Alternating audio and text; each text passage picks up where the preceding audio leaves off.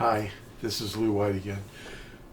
Thanks for dropping in and liking and subscribing to these videos.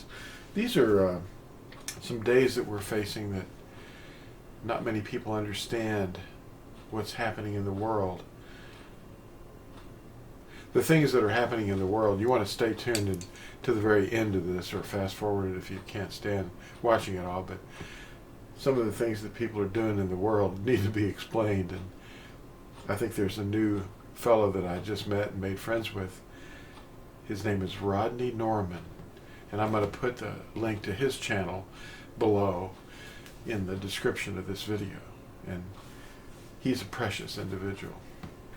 Of course, we're all struggling to understand, but the festivals of Yahusha are redemptive shadows, and most people have never heard of them. They've heard of Passover, but they never actually had a Passover or understood what it was really about. That Yahusha is our Passover. But anyway, there's 7 festivals. That's what the menorah depicts. It's an emblem that sort of shows us the number of days in the week and the cycle of the annual Sabbaths, or appointments that we have. And right now, we're in the midst of Yom Teruah to Yom Kafar, and those sound strange to you maybe, but I've got a card.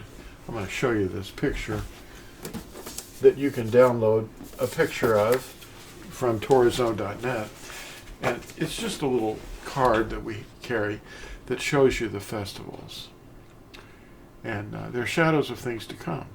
Paul talked about them. Acts, the book of Acts was written over 30 years. It was written by Luke. And it was written over 30 years after Yahusha resurrected and ascended into the heavens. So it's like they're doing the festivals in this book. And Acts chapter 2, most of you who know about Pentecostalism, they have an understanding of Acts chapter 2 and Acts chapter 3. And Pentecost is just a Greek word, but the real word is Shavuot.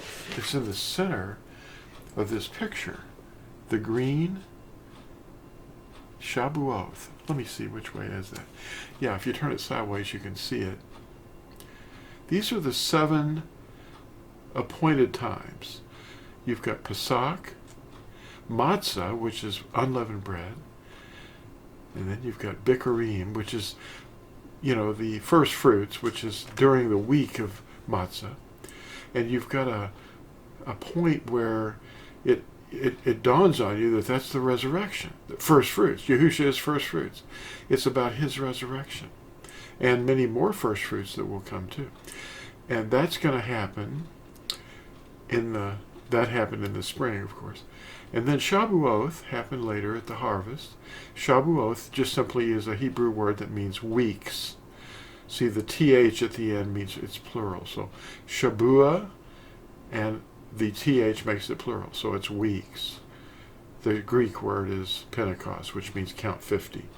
And you count 50 from Bikurim, or first fruits, the morrow after the Sabbath day and the week of unleavened bread, matzah.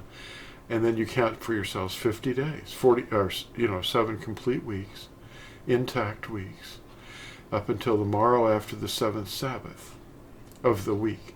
And that would be the first day of the week, Shavuot. And then in the fall, and this is where we are now in this year, you've got Yom Teruah, the day of the shout. And then Yom Kafar, which is the day of fasting. And then you've got Sukkoth, which is tents. The Latin word is tabernacles. Tabernacles. Well, these are the Hebrew terms for those days, and they're given at Leviticus, or Uikra, which means "and he called." It's chapter 23. You can see them, and they're shadows. And then you've got it written again at Deuteronomy, Dabarim, or Deuteronomy, chapter 16. The observances, and I've got for this year, next year too, I've got these appointed times that you can. This is 2020, and and this is 2021, and it shows you what it's all about. And I'll put the link to the download on these too. You can just go to torahzone.net and download the track. It's on the Ambassadisc as well. It tells you what a moon is, and we recommend that you understand when you're starting to practice these things. There's a lot of people coming into the belief of the Natsarim. They're realizing, hey, I'm not a Christian. I'm not an idiot. That's what Christianus meant in the first century. They were first called Christianus at Antioch. Not by themselves. They were called that by the outsiders, because they were kind and patient, and they were made fun of and scorned, and they didn't bother worried about retaliating or defending themselves. They were just easy marks. That's why they were called Christianus. Look it up. It's the real root of the word Cretan. If you look up Cretan in an etymological dictionary, you're going to find out that that's the root of that word comes to us through Christianus, which meant a scornful term. So we're Natsarim, and he is the vine, and his father is the gardener. Outside are the dogs, the people who are pagans. And we want to try to get you on board with understanding, because my people are destroyed for a lack of knowledge. And man, that's really the case today. We've got the information age, and nobody seems to know about Valentine's Day or Halloween. Hey, I'm going to put this up pretty soon on my front door. There's no candy here. Halloween is idolatry. And here's some references that you can look up.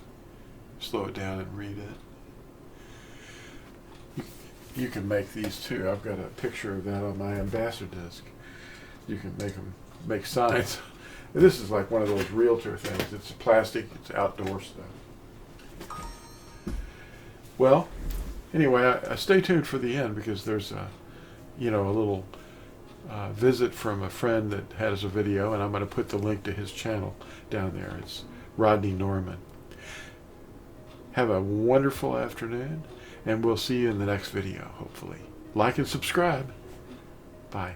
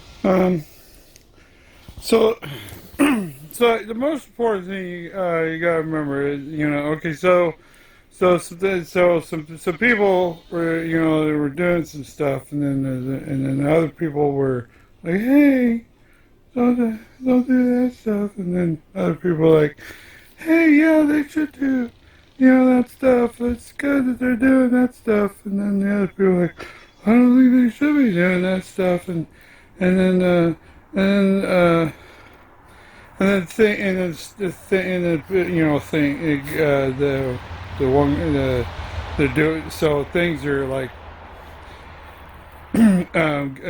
so uh what I'm trying to say is that in conclusion, I have I have no idea.